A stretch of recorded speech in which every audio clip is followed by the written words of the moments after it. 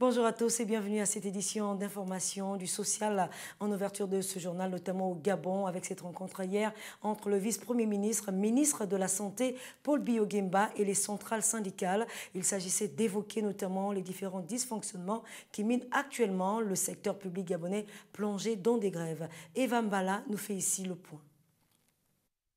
C'est ce mercredi aux alentours de 10h30 que le vice-premier ministre en charge de la santé, Paul Biya-Guemba, a fait son entrée dans la salle de la Chambre de commerce à Libreville, où il était déjà impatiemment attendu par une poignée de travailleurs déterminés. Paul Biya-Guemba a dit l'intention du gouvernement en place est de faire du Gabon un pays développé et estime que les syndicats doivent adopter ces notions pour qu'ensemble, ils mènent à bien ce processus. Paul Biya-Guemba a également pris la peine de rappeler aux syndicalistes que l'État a besoin de leur soutien car ce sont eux qui protègent l'État des problèmes comme le chômage. Soutenir qui? Pourquoi? Font partie des questions posées de manière dispersée au vice-premier ministre après qu'il ait donné la parole aux syndicats et notamment au docteur Kogem Bot-Sylvie, secrétaire de la Confédération dynamique unitaire. C'est l'État qui a décidé de licencier. Ils sont licenciés. Et que jusqu'à présent, c'était en 2013, jusqu'à présent nous sommes en 2016, que nos droits ne sont toujours pas payés. Est-ce que c'est normal? Après cette intervention, Paul Biya-Guemba a repris la parole. Il a dit ne pas souhaiter débattre sur ce qu'il a entendu tant qu'il n'aura pas vérifié certaines informations. Toujours au Gabon, la coalition des agences spatiales internationales, l'agence gabonaise d'études et d'observation spatiale a fait hier donc une présentation des différentes agences installées au Gabon pour la gestion durable de l'environnement et des ressources naturelles. Eh bien, ces structures ont pour mission de collecter, d'analyser, mais également de mettre à disposition de l'État gabonais des données du territoire national. Armel Joé Mboko et Alexinia pour plus d'explications. Accompagné de quelques-uns de ses collègues du gouvernement, Mathias Otunga Osibadjo, ministre de la Défense nationale, a été accueilli à la base aérienne 01 de Libreville par le directeur général de l'Agence gabonaise d'études et d'observation spatiale. Après avoir présenté les différentes agences spatiales internationales de la coalition, dont la NASA, l'ESA et le DLR, Tanguy Gaouma Bekale a donné les orientations de leur mission. Car les résultats obtenus au Gabon vont être référencés et feront de notre pays une plateforme incontournable pour assurer le suivi du fonctionnement des capteurs des deux futurs satellites de ces grandes agences internationales qui seront lancés en 2020-2021, avec une durée de vie de plusieurs dizaines d'années. Cette mission constitue ainsi une preuve incontestable de la concrétisation du pilier Gabon des services, prôné par le président de la République, son Excellence M. Ali Bongo Ondimba, dont la volonté de faire du Gabon un hub des services pour la sous-région.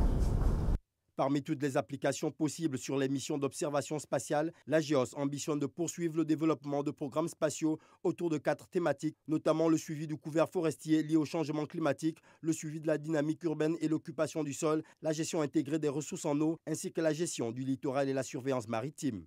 Suivant les exposés de Lola Fatoyombo de la NASA et d'Irina Agensik du Centre aérospatial allemand, les avancées liées aux activités d'observation de la Terre apparaissent satisfaisantes.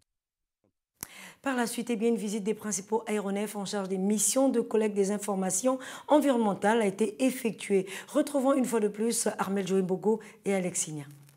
Admiration et satisfaction étaient les maîtres mots à retenir au cours de cette visite guidée par le directeur général de l'Agence gabonaise d'études et d'observation spatiale qui n'a pas manqué de donner la teneur des événements de ce jour. Cette collaboration vise à tester, donc à calibrer des capteurs, des instruments scientifiques qui vont être mis à bord des prochains satellites de ces agences spatiales dont je viens de vous parler, qui vont être lancés en 2020 et 2021. Créée le 25 février 2010 par ordonnance numéro 002-PR-2010, l'Agence gabonaise d'études et d'observation spatiale, dont l'objectif est de proposer au gouvernement une stratégie nationale d'observation spatiale et sa mise en œuvre, s'inscrit en droite ligne dans les deux composantes du plan stratégique Gabon émergent que sont le Gabon vert et le Gabon des services. À cet effet, le directeur général de la dite agence a réaffirmé l'importance de sa mise en place. L'intérêt pour le Gabon est d'abord dans sa responsabilité, dans la lutte que le Gabon mène face aux effets des changements climatiques.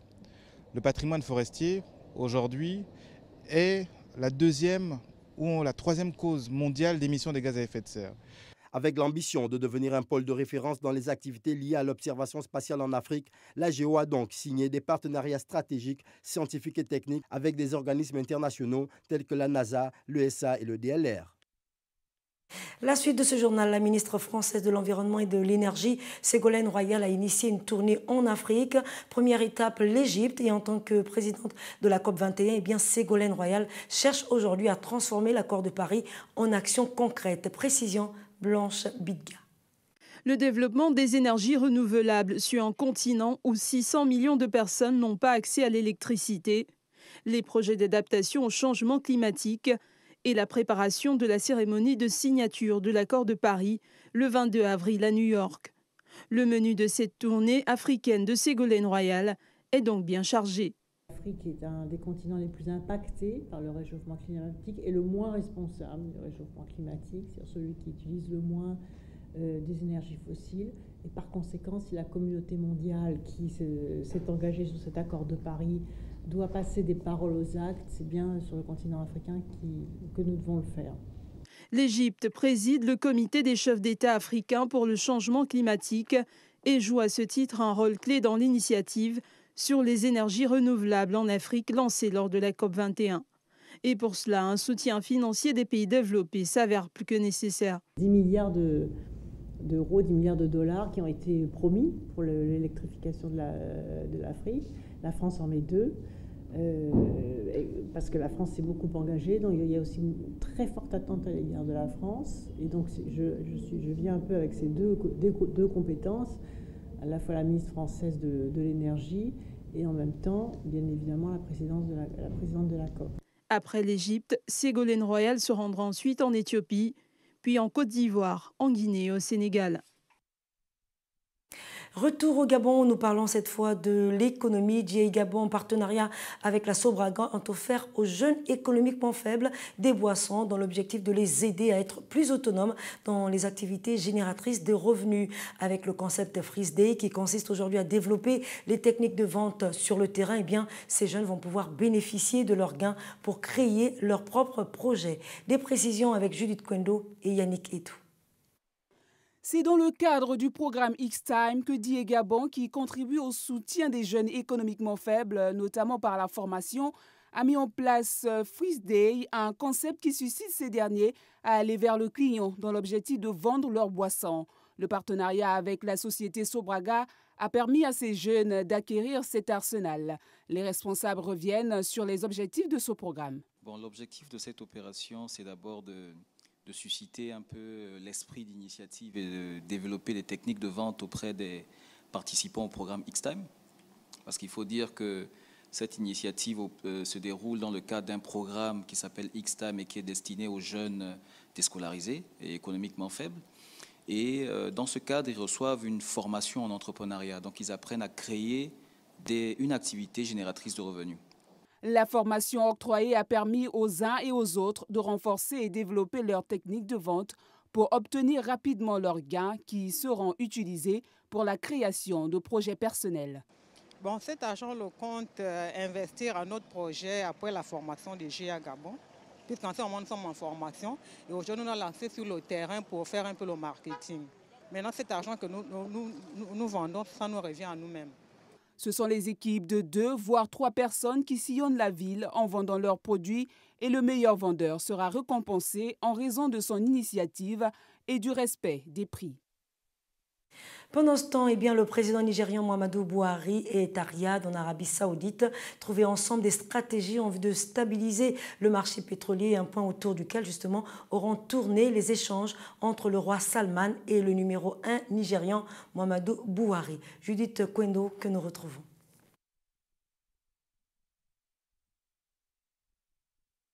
Les 2 chefs d'État se sont rencontrés à Riyad où le président nigérian Muhammadu Buhari est arrivé dans le cadre d'une visite d'1 semaine dans le Golfe qui doit le conduire ensuite au Qatar.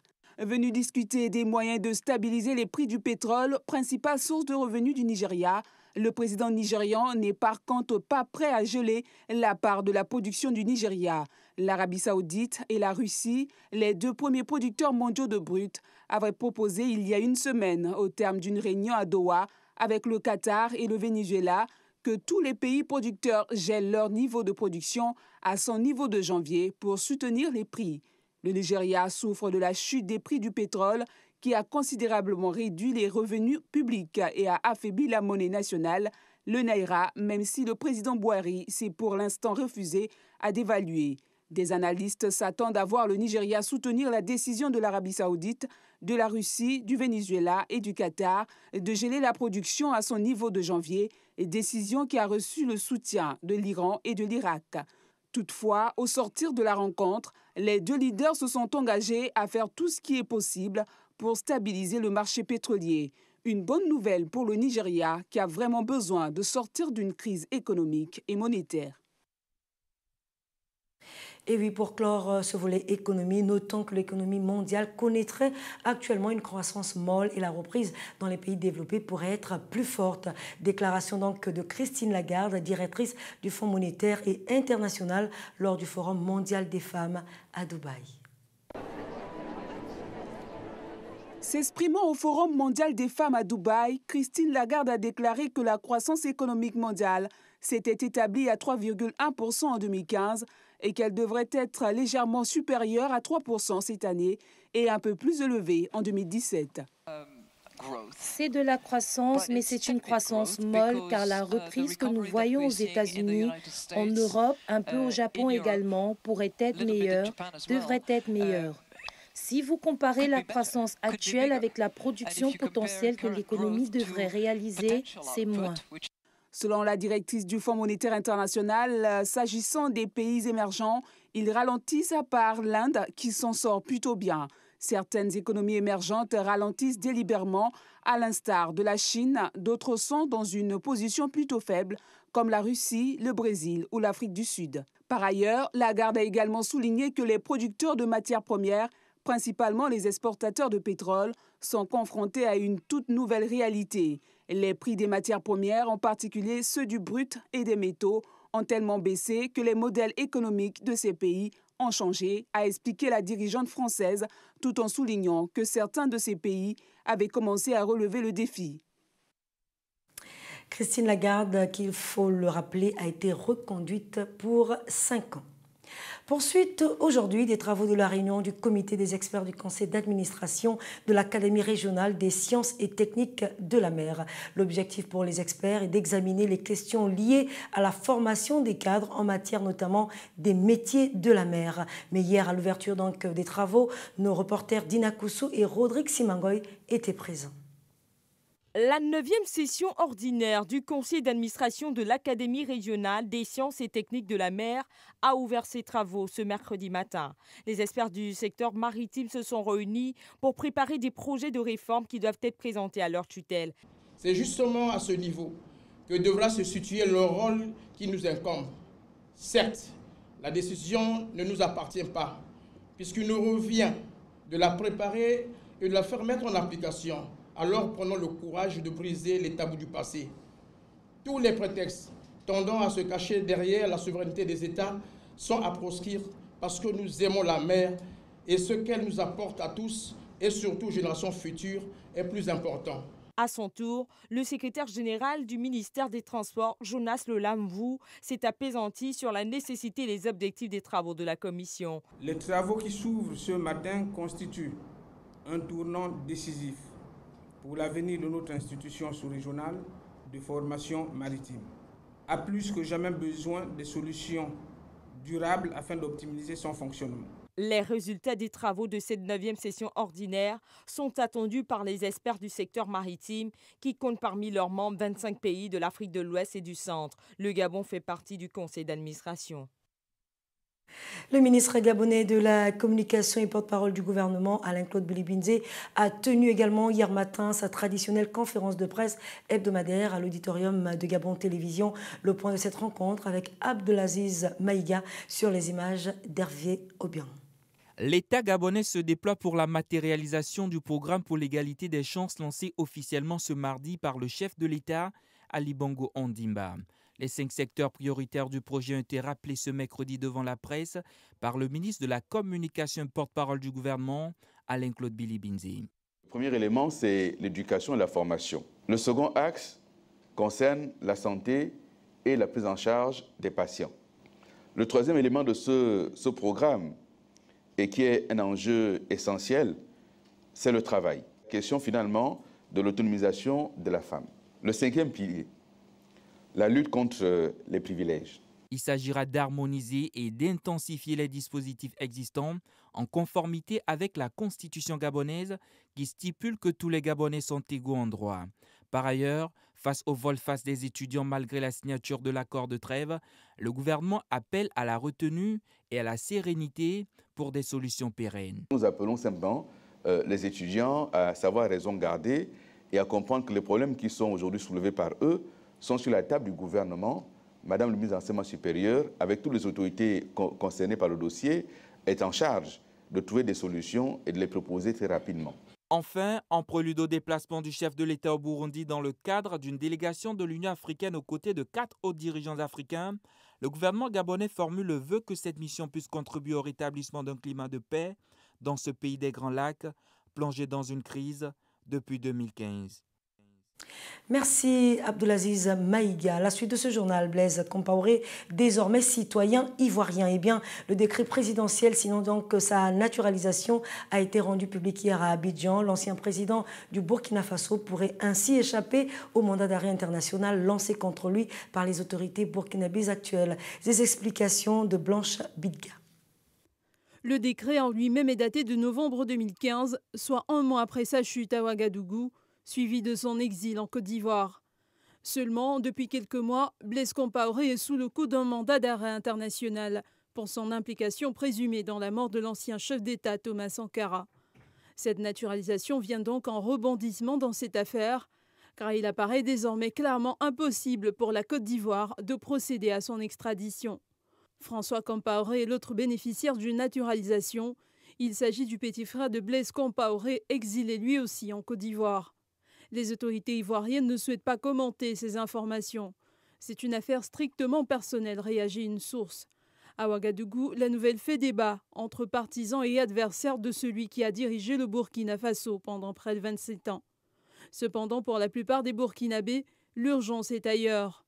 L'important pour la stabilité du pays, c'est surtout de neutraliser les anciens membres de l'ex-régiment de sécurité présidentielle, selon Alpha Bari, qu'il a déclaré lors de sa visite au président Ouattara à Abidjan. La justice, elle, suit son cours. Certains appellent même à l'intervention de la Cour pénale internationale. Une démarche bien peu probable. Le président ivoirien a en effet promis il y a quelques semaines de cela qu'il n'enverrait plus de citoyens ivoiriens à la CPI.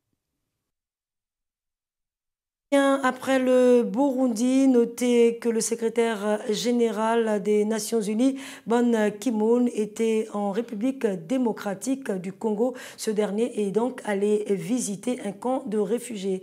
Des précisions dans ce reportage. Kichanga, localité de 80 000 habitants, est située à environ 80 km au nord-ouest de Goma. Et ce camp de Mungote abrite près de 15 000 personnes. Dans cette partie de la province du Nord Kivu, assez dévastée par des affrontements et des milices rebelles, plusieurs camps sont menacés de fermeture par les autorités de la République démocratique du Congo. En provenance de Goma, Ban Ki-moon a tenu à échanger avec les hommes et femmes de Mungote. C'est un grand plaisir pour moi de vous rendre visite, d'être avec vous et d'écouter ce que vous avez à dire, ainsi que vos défis. En ce moment, vos conditions de vie sont difficiles, mais les Nations Unies et la communauté internationale travaillent très dur pour vous soutenir. Selon le Bureau de l'ONU pour la coordination des affaires humanitaires, la RDC comptait 1,6 million de déplacés internes fin septembre et le Nord Kivu est la province qui en enregistre aujourd'hui le plus grand nombre, soit 604 000. La décision des autorités congolaises de fermer tous ces camps viendrait de la découverte d'une arme dans une hutte. Une décision jugée irrespectueuse des règles humanitaires internationales, selon l'ONU. Au Togo, à présent, pour parler de santé, avec cette recrudescence de la méningite, des cas ont été enregistrés dans plusieurs districts, notamment au nord du pays. Et selon le ministère togolais de la Santé, une nette augmentation de cette maladie est aujourd'hui observée. Des précisions avec Léa Tam.